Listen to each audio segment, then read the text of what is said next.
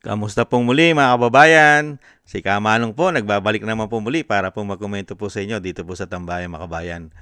Sana po nasa maayos po tayong kalagayan mga kababayan. Bago po tayo magkomentuhan, magandang umaga po muna sa inyo, tanghali, hapon, gabi at madaling araw po sa ating lahat. Umpisa na po natin mga kababayan. Ito po, komentuhan po natin. Alam naman po natin ang dinadanas po ng ating mga kababayan sa Cebu ay talaga nakakalungkot po. At lagi po natin isama sa ating mga dasal na sila po ay makaraos at maingatan po at mailayo rin po sa kapahamakan. Ito po mga tambay, nagsalita po ang gobernador po ng Cebu na si Governor Baricuatro, si Pam Baricuatro mga tambay, na grabe po ang nangyari po sa kanilang lugar. Sa kabila daw po na ito po ay binadgetan ng Binagoongang Pilipinas ng 19th Congress na hindi po bababa sa 26 billion ang nakalaang proyekto o budget para sa kanilang flood control sa Cebu. Ay sa kabila nun, ay mukha po yatang hindi po yata nakita na gumana ang 26 billion budget para sa flood control ng Cebu, mga kababayan. At siyempre po, may sagot po ang Malacanang dyan, mga kababayan. Isinisisi na naman po yan, mga kababayan, dahil napakarami daw pong flood control sa panahon ni dating Pangulong Duterte. Ganoon naman po talaga. Dahil sanay naman po sila magturo. Hindi po ba? Pakinggan po natin ang balita at ito pong pahayag ng gobyerno na si Pam Baricuatro mga tambay. 26 billion pesos umano ang halaga ng flood control projects na nakalaan sa lalawigan ng Cebu. Pero hindi pa rin ito napigilan ang mga pagbaha mula sa pananalasa ng Bagyong Tino. Ito ang pahayag ni Cebu Governor Pam Baricuatro sa kanyang Facebook account kahapon kaugnay ng malawakang mga pagbaha na naranasan sa lalawigan. Ibinahagi rin ng gobernador na maging ang Kapitolyo ay hindi nakaiwas sa tubig baha. Sa highway ng Konsolasyon, isang baka ang tinangay ng rumaragasang agos ng tubig baha. Ang ilang mga bahay naman sa GK Village sa Mananga, Talisay City, bubong na lang ang kita matapos umapaw ang Mananga River. Sa mga larawang ibinahagi naman ni Cebu City Mayor Nestor Archibal, makikita ang mga sasakyang nagkapatong-patong matapos humupa ang baha. Samantala, naglaan naman ang pamahalaang lungsod ng Cebu ng libreng charging station para sa mga apektadong residente. Ayon kay Governor Baricuatro, kahapon tumawag na siya sa mga national agency, mga representative mula sa Malacanang, mga senador at cabinet secretaries para sa agarang tulong at dagdag na suporta sa mga apektadong lugar sa kanilang lalawigan. Naglabas na rin kahapon ng executive order ang Cebu para ilagay ang lalawigan sa state of calamity. Dobling dagok ngayon ang naranasan ng Cebu dahil noon lamang nakaraang Setyembre ay tinamaan din sila ng magnitude 6.9 na lindol. JP Nunez, UNTV. Isa na rin po kasing dahilan yan mga tambay na ipinakikita po ng nasa itaas ng ating Panginoon kung anong klase pong mga politiko meron po ang ating bansa. Mga kabayan, isa na rin po yan paggising sa katotohanan na nararanasan po natin ngayon sa ating bansa. Mga kabayan, pinakikita po sa atin, sa ating po mga Pilipino, pinakikita po kung anong klase pong mga lingkod bayan, kung anong klase mga politiko meron ng ating bansa. Sa kabila po ng isang damukal na pera na nanggagaling po sa ating buwis at umuutang pa sila na tayo ang nagbabayad, binabaon pa tayo sa utang ng mga politiko. Pero po ang pera po na hinahawakan nila at pinopondo nila, mga kabayan, ay wala po halos pinatutunguhan.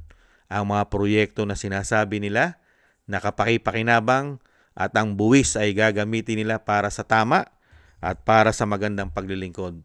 Pero po ang nangyayari po, hindi lang po ang Cebu, mga kabayan, buong bansa po ang nakaranas po ng mahigit 3 taong paglilingkod nila, lalong-lalo po sa kaperahan. Grabe po silang maglingkod sa pera ng taong bayan. Talagang direkta sa Pilipino ang ginawa nilang paglilingkod. Kung sila po ang tatanungin natin, mahusay po silang maglingkod. Pero Ipinakita na po ng ating Panginoon kung anong klase po silang mga lingkod bayan. Kaya marami pong investigasyon po ito, mga tambay. Lalong-lalo po. Mismo ang sinasabi po ni Governor Pam Baricuatro ay 26 billion at hindi naman po siya ang politiko nung panahon po na binadgetan nila ng 26 billion.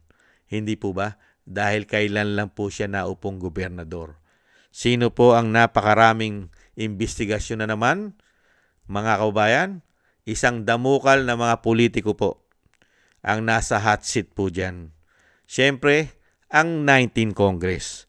Sino po ba ang nasa 19 Congress noong mga panahon na yon? Di po ba? Ang dating speaker na si Tambaluslos na tinatawag ng Vice President at siyempre po si Saldico na wala raw pong kasalanan ayon po sa kanya abogado. Mga kababayan, nakakalungkot po, no? Grabe po, tayo po nagsasakripisyo.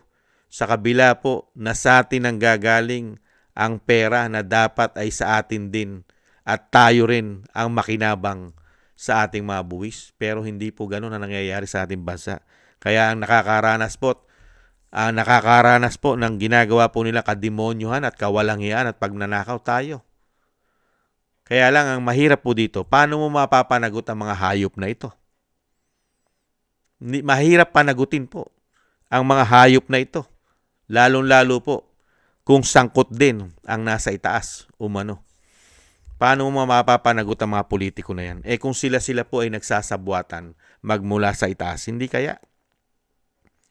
Kaya nga po hindi tayo makakuha ng patas na katarungan sa panahon po ng binagoongang Pilipinas.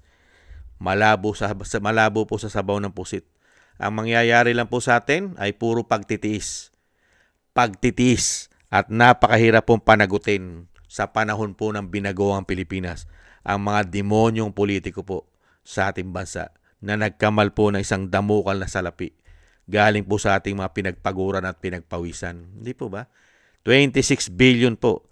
Gaano karami at ilan po ang congressman sa Cebu? Congressman, dating gobernador, at papayag ba si mayor na hindi po magkaroon dyan sa 26 billion na yan? At alam na naman po natin ang isasagot dyan ng Malacanang. Lalong-lalo po yung tagapagsalita po nila ro na tinatawag ng Vice President na garbage in, garbage out. Isisisi na naman po ang karamihan yan ay sisisi na naman sa dating administrasyon. Ganyan naman po talaga ang ugali po ngayon na nakaupo. Napakahusay po magturo. Samantalang ito, 26 billion, yan ang dapat ipaliwanag ng nakaupo ngayon. Lalong-lalo po yung may accountability sa pera ng taong bayan. Ang tinatawag na Pangulo. Ano kaya ang pananagutan? Investigasyon na naman ang sasabihin po nila dyan? Investigasyon na naman ang sasabihin nila dyan, mga kababayan. Kaya nga po nakapagtataka Di po ba? Nung nakaraan po na nilubog po tayo sa baha, ang buong Pilipinas kasama ang Luzon, lalong-lalo ang Bulacan. Nakita nyo po ang tinututukan nilang investigasyon ay nasa Mindanao. Samantalang ang problema ay nasa Luzon, pero pilit nilang idinadivert sa Mindanao. Ngayon kaya, iimbestigahan din kaya nila ang mga congressman sa Cebu ang nakahawak ng malaking proyekto ng flood control? Mga kababayan, yan po ang malaking tanong. Pero sa kabila po nun, mga kababayan, wala naman po tayong magagawa at wala pong magagawa ang ating mga kababayan sa Cebu, lalong-lalo po kung ang mga politiko po sa panahon po ng binagoang Pilipinas ay pananagutin po.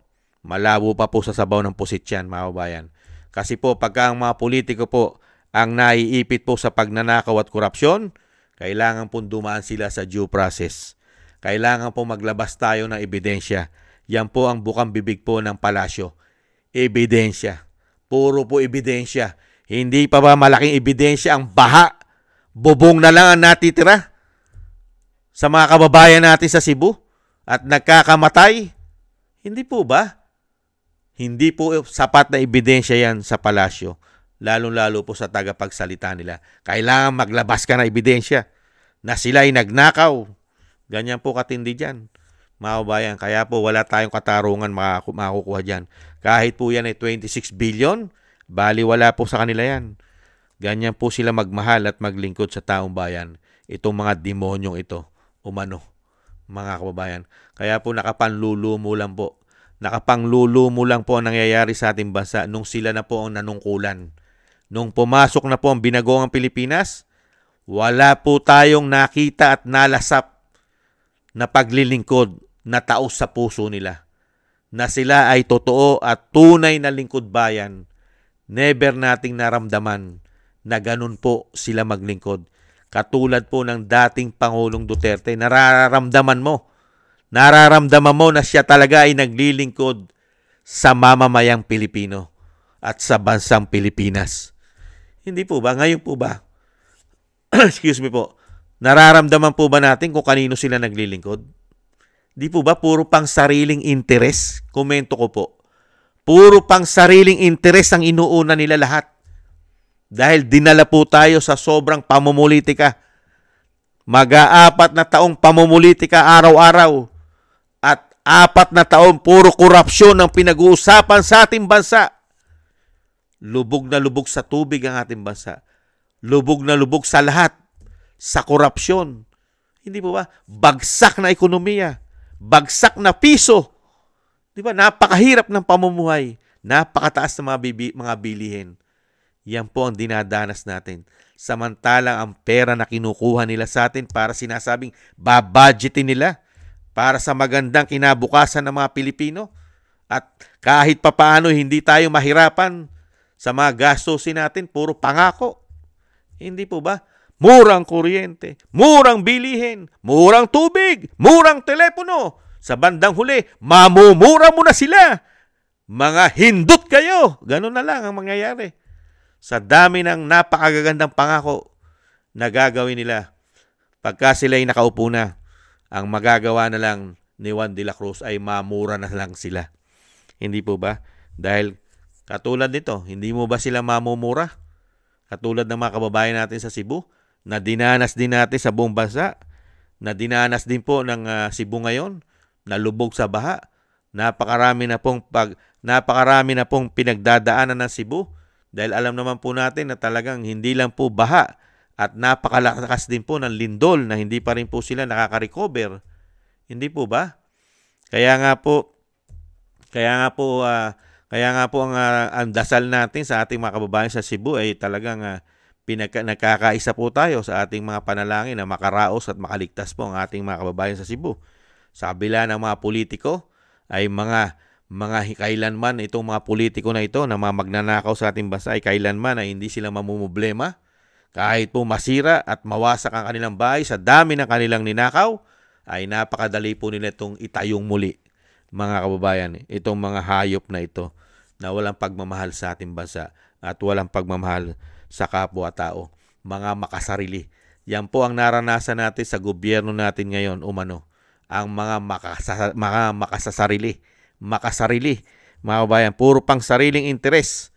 Dahil kung ito po hindi makasarili, ang mga politiko natin ngayon, karamihan kung hindi ito ay makasarili, dadanasin po ba natin ang ganitong paglilingkod? Kung hindi po sila makasarili, puro pang sarili lang po. Payaman ng payaman, nagpaparami ng pera na hindi naman nila pinagpaguran. Hindi nila pinagpawisan. Ganyan po ngayon sa ating bansa. Halos lahat po. Hindi naman po. Meron pa naman natitirang matitino. Pero majority po ng politiko sa ating bansa ay mga greedy na po. Greedy. Mga gahaman. Lalo-lalo sa pera at kapangyarihan. Nakakalungkot po. Kaya nga po, Governor Pam Baricuatro, yan po ay mapag-uusapan lang po sa social media at sa mainstream media, ganyang issue ng korupsyon, na may issue ng korupsyon na flood control po. Pero po, wala na naman po mangyayari po dyan sa panahon nila. Matatabunan lang po yan at ang mga politiko na sangkot po dyan sa 26 billion na yan na nilubog pa rin kayo ng baha sa Cebu ay para lang pong hangin yan. Mga kababayan, lilipas po.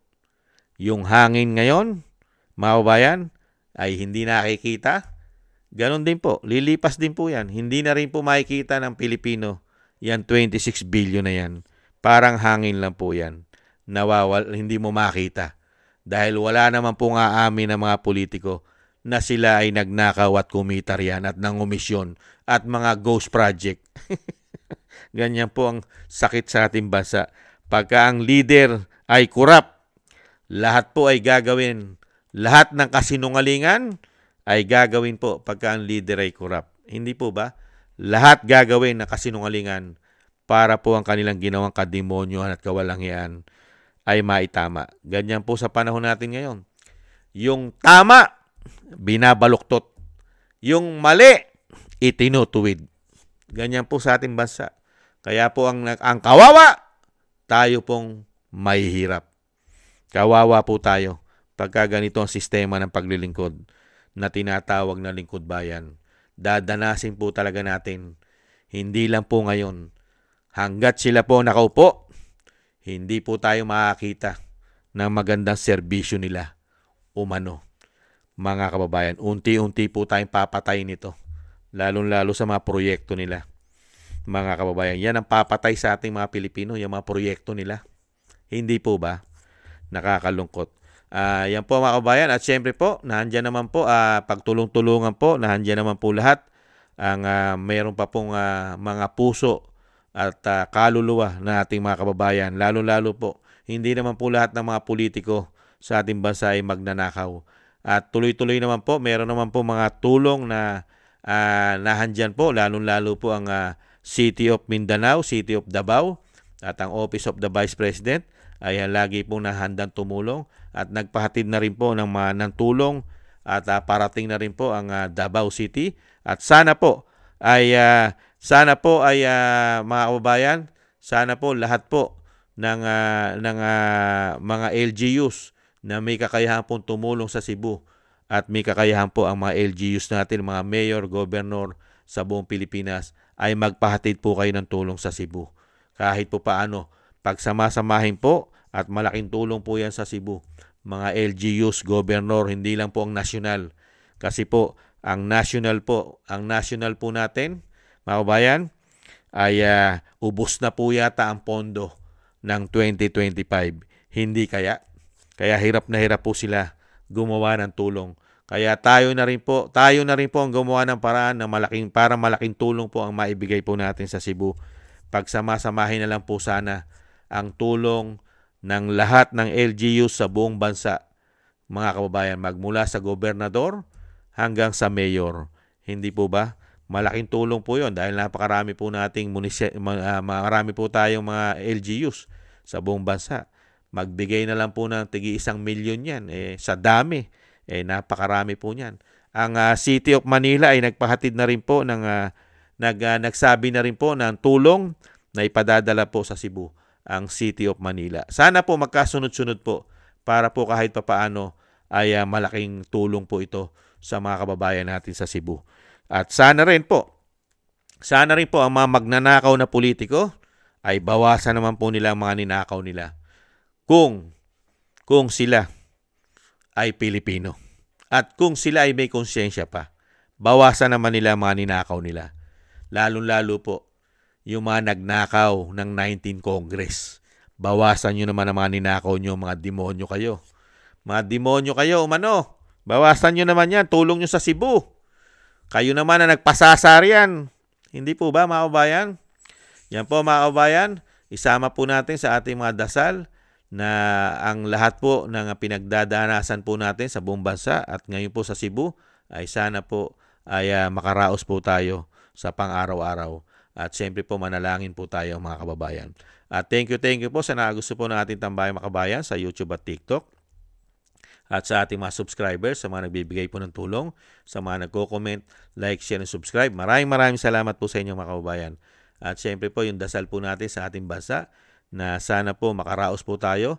At siyempre po mawala na po sana at ma-stop na at matigil na po ang mga kawalangian po ng mga politiko na nagpakademonyo po dahil sa pera ng taong bayan. Mawakasan na po sana sila mga kababayan. At siyempre po yung dalangin at dasal po natin para po sa kaligtasan po ng pamilya Duterte ang ating Vice President, ang dating Pangulong Duterte, na madugtungan pa po ang kanyang buhay at kalakasan at makalabas na po siya sa The Hague, mga tambay, sa ICC at mailayo po sila sa kapahamakan. Maraming salamat po sa mga dasal, mga kababayan. At tayo rin po ay magdasal na tayo po ay maingatan at ang ating buong sambayanan.